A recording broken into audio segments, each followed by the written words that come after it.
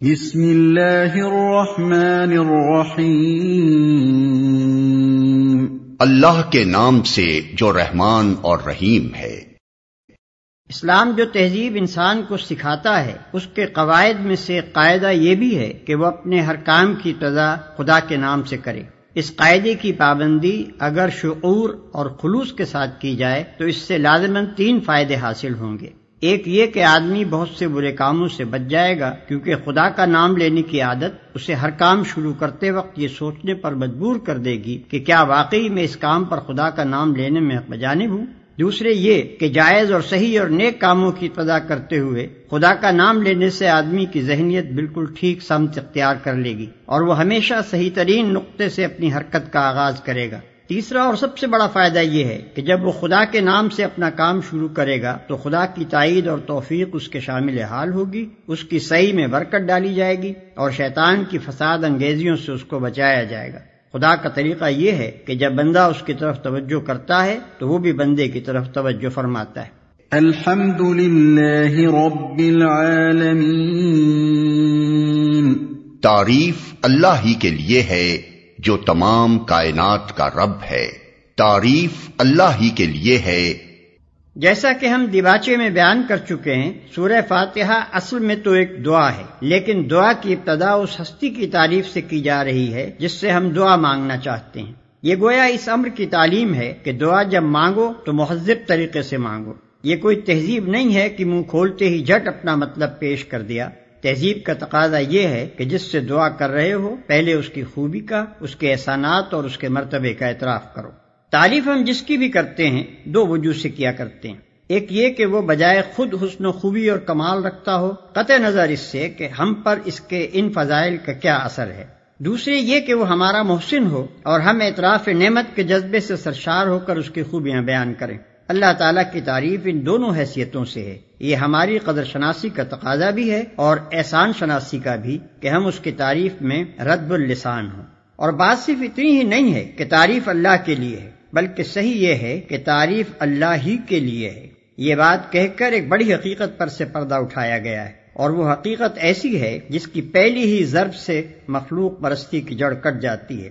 دنیا میں جہاں جس چیز اور جس شکل میں بھی کوئی حسن، کوئی خوبی، کوئی کمال ہے، اس کا سرچشمہ اللہ ہی کی ذات ہے۔ کسی انسان، کسی فرشتے، کسی دیوتا، کسی سیارے، غرض کسی مخلوق کا کمال بھی ذاتی نہیں ہے بلکہ اللہ کا عطیہ ہے۔ پس اگر کوئی اس کا مستحق ہے کہ ہم اس کے گرویدہ اور پرستار، احسان مند اور شکر گزار، نیاز مند اور خدمتگار بنے تو وہ خالق کمال ہے، نہ کہ صاحب کمال، جو تمام کائنات کا رب ہے۔ رب کا لفظ عربی زبان میں 3 معنوں میں بولا جاتا ہے۔ 1 مالک اور آقا، 2 مربی پرورش کرنے والا، خبر گیری اور نگہبانی کرنے والا، 3 فرمانروا، حاکم، مدبر اور منتظم۔ اللہ تعالیٰ ان سب معنوں میں کائنات کا رب ہے۔ الرحمن الرحیم،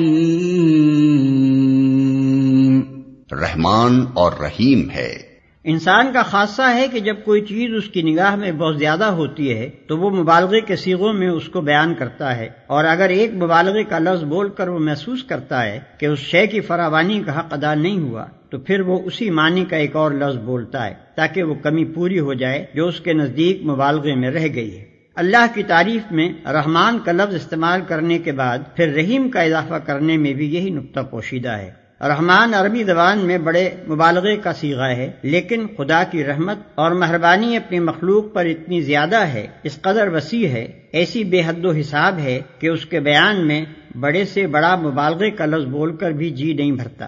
اس لیے اس کی فراوانی کا حق ادا کرنے کے لیے پھر رحیم کا لفظ مزید استعمال کیا گیا۔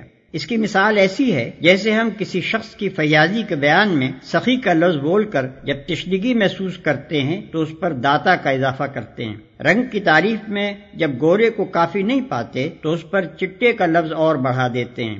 درازی قد کے ذکر میں جب لمبا کہنے سے تسلی نہیں ہوتی تو اس کے بعد تڑنگا بھی کہتے ہیں۔ مالک یوم الدین،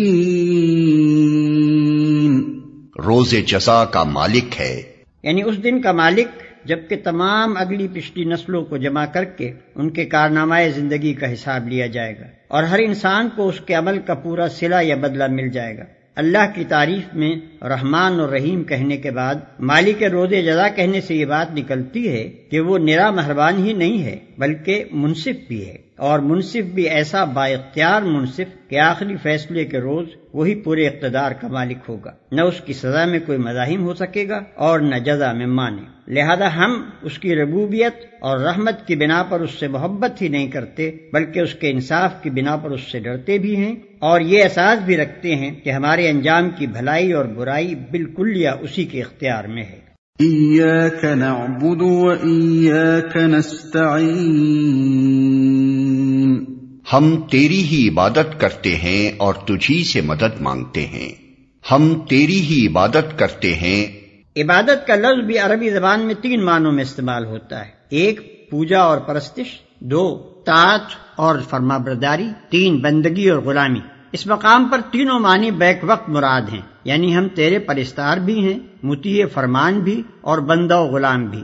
اور بات صرف اتنی ہی نہیں ہے کہ ہم تیرے ساتھ یہ تعلق رکھتے ہیں، بلکہ واقعی حقیقت یہ ہے کہ ہمارا یہ تعلق صرف تیرے ہی ساتھ ہے۔ ان تینوں معنوں میں سے کسی معنی میں بھی کوئی دوسرا ہمارا معبود نہیں ہے۔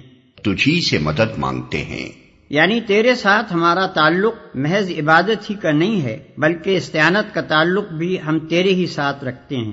ہمیں معلوم ہے کہ ساری کائنات کا رب تو ہی ہے اور ساری طاقتیں تیرے ہی ہاتھ میں ہیں اور ساری نعمتوں کا تو ہی اکیلا مالک ہے، اس لیے ہم اپنی حاجتوں کی طلب میں تیری طرف ہی رجوع کرتے ہیں، تیرے ہی آگے ہمارا ہاتھ پھیلتا ہے اور تیری مدد ہی پر ہمارا اعتماد ہے۔ اسی بنا پر ہم اپنی یہ درخواست لے کر تیری خدمت میں حاضر ہو رہے ہیں۔ اهدنا الصراط المستقیم، ہمیں سیدھا راستہ دکھا۔ یعنی زندگی کے ہر شعبے میں خیال اور عمل اور برتاؤ کا وہ طریقہ ہمیں بتا جو بالکل صحیح ہو، جس میں غلط بینی اور غلط کاری اور بد انجامی کا خطرہ نہ ہو، جس پر چل کر ہم سچی فلاح و سعادت حاصل کر سکیں۔ یہ ہے وہ درخواست جو قرآن کا مطالعہ شروع کرتے ہوئے بندہ اپنے خدا کے حضور پیش کرتا ہے۔ اس کی گزارش یہ ہے کہ آپ ہماری رہنمائی فرمائیں اور ہمیں بتائیں کہ قیاسی فلسفوں کی اس بھول بھلیاں میں حقیقت نفس الامری کیا ہے، اخلاق کے ان مختلف نظریات میں صحیح نظام اخلاق کون سا ہے، زندگی کی ان بے شمار پگڈنڈیوں کے درمیان فکر و عمل کی سیدھی اور صاف شاہراہ کون سی ہے۔ صراط الذین انعمت علیہم غیر المغضوب علیہم ولا